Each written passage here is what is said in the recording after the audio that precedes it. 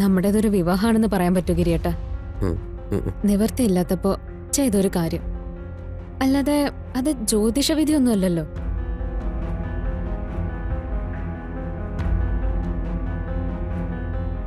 ഞാനും ഗിരിയേട്ടനും ഭാര്യാഭർത്താക്കന്മാരല്ല ഇതുവരെ.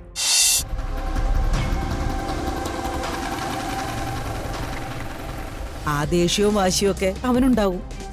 പക്ഷേ നമുക്ക് അങ്ങനെ അവനെ അങ്ങ് വിടാൻ പറ്റുമോ?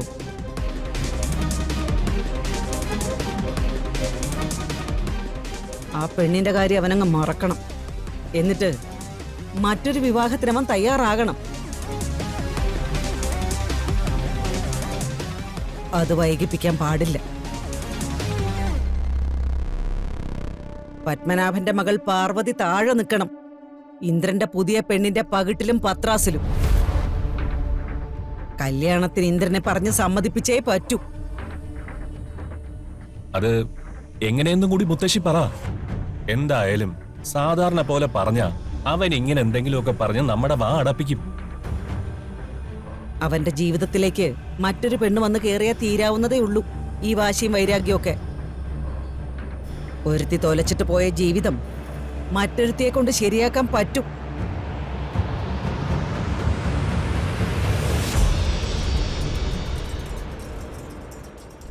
അതെങ്ങനെ വേണോന്ന് എനിക്കറിയാം. ഞാൻ അവനെ കൊണ്ട് മറ്റൊരു വിവാഹത്തിന് സമ്മതിപ്പിക്കാം. അതിന് നിങ്ങൾ എന്റെ കൂടെ ഉണ്ടായാൽ മാത്രം മതി.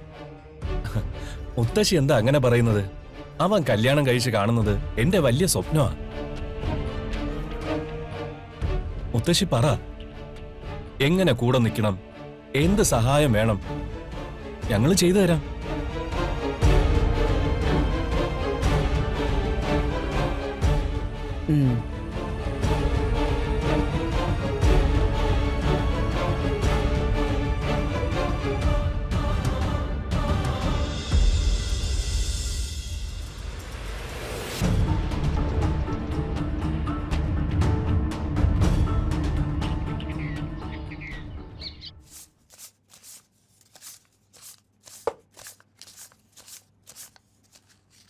റാണി എവിടെ പോയി?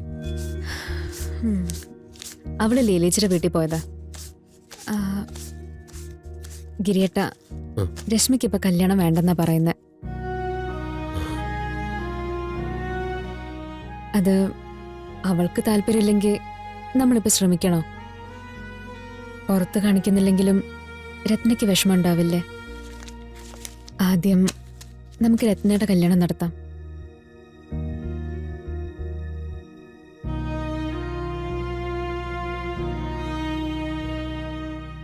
എന്റെ ആഗ്രഹം അത് തന്നെ പറഞ്ഞു. ജോത്സ്യം പറഞ്ഞോണ്ട് ഞാനിങ്ങനെ.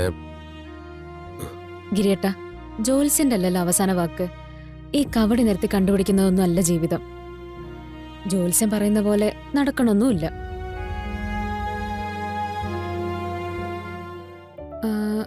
അതെ, ഞാൻ അന്നേ ചോദിക്കണമെന്ന് വിചാരിച്ചതാ. എന്താ പറയൂ? അല്ല, നമ്മുടെ കല്യാണത്തെക്കുറിച്ച് ആ ജോത്സ്യൻ എന്താ അന്ന് പറഞ്ഞത്? അയ്യോ, നമ്മുടെ കാര്യത്തെ കുറിച്ചല്ല അന്ന് പറഞ്ഞത്. അനിയത്തിമാർക്ക് മുമ്പേ എന്റെ കല്യാണമാണ് ഇവിടെ ആദ്യം നടക്കുക എന്നാണ് പറഞ്ഞത്. കാര്യം വർഷങ്ങളിലൂടെ കടന്ന് കറങ്ങിത്തിരിഞ്ഞ് എന്റെ കല്യാണം തന്നെ ആദ്യം നടന്നില്ലേ?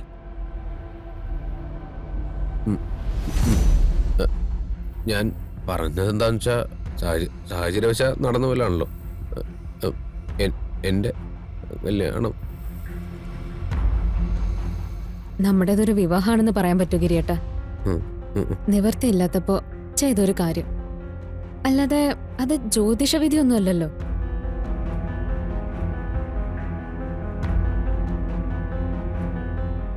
ഞാനും ഗിരിയേട്ടനും ഭാര്യാഭർത്താക്കന്മാരല്ല ഇതുവരെ. സിദ്ധുവിനെ കാണുന്ന ദിവസം വരെയുള്ളൂ നമ്മുടെ ഈ അഭിനയ ജീവിതം.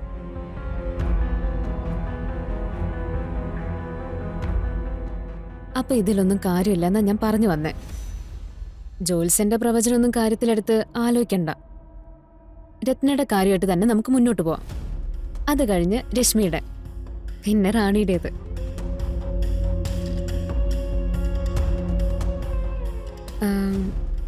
എന്തായാലും ഗിരിയേട്ടൻ ആ ജോത്സ്യനെ വിശ്വാസം ഉണ്ടെങ്കിൽ ജോത്സ്യനെ വിളിച്ച് രത്നയുടെ ആ പയ്യന്റെയും ജാതകം ചേരുമെന്ന് ചോദിക്ക്.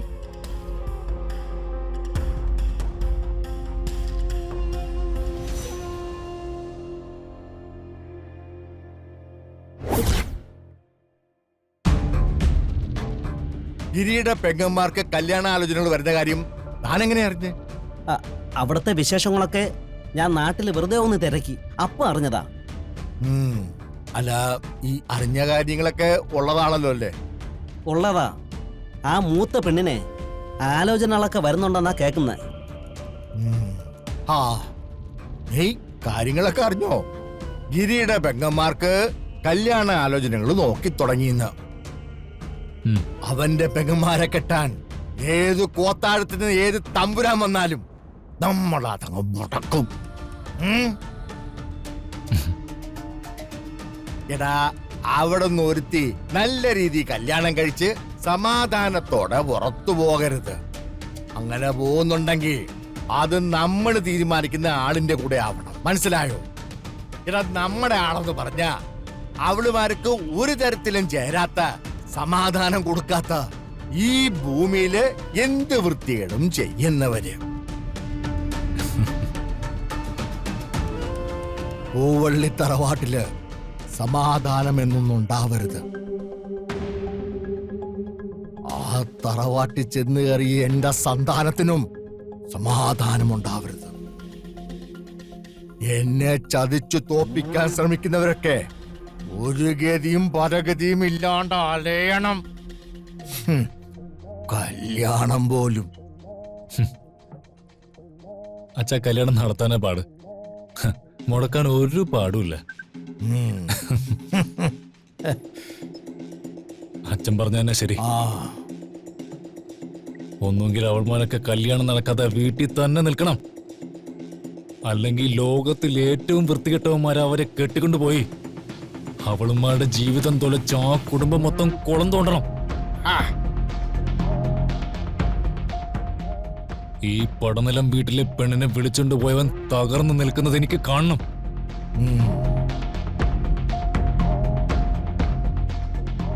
എന്തു വില കൊടുത്തും അവിടെ വരുന്ന എല്ലാ ആലോചനകളും മുടക്കണം. എടാ മണി, ഓ, നീയേ എന്ത് ഏഷണി പറഞ്ഞിട്ടായാലും വേണ്ടില്ല, അവിടെ വരുന്ന ആലോചനകളൊക്കെ നീ മുടക്കണം. ഓ, ഞാൻ പറയുന്നതൊക്കെ മനസ്സിലാവുന്നുണ്ടല്ലോ അല്ലേ? മനസ്സിലായി മുതലാളി. അതുപോലെ തന്നെ ചെയ്യാം. ആ